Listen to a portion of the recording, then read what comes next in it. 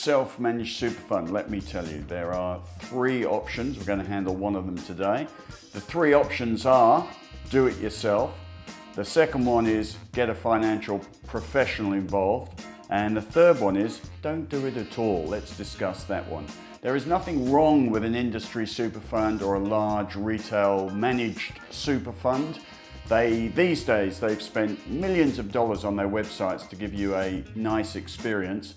And because they spread their investments over a number of asset classes, the truth of the matter is this is one of the safest and cheapest options for looking after your own super fund.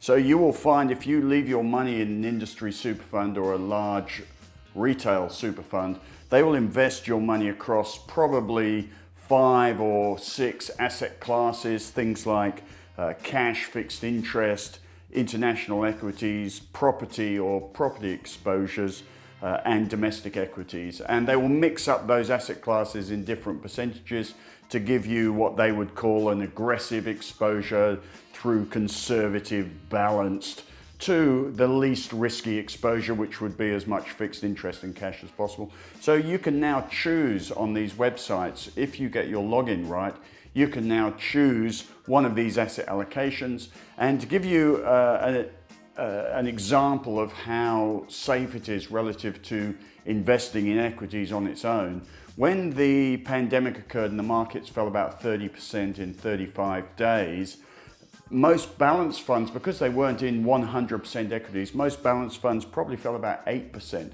Of course, the flip side of that is whilst you sleep at night and don't have to worry about pandemics and precipitous moments, your returns are also somewhat dumbed down along with the risk. So when the market recovered from the pandemic, your returns weren't that fantastic. But that aside, it is a stress-free solution for you. You don't have to deal with financial planners, accountants, paying fees, doing admin, nothing quite like an accountant asking you for a whole load of documents in the last week of the financial year just to bugger up your holiday.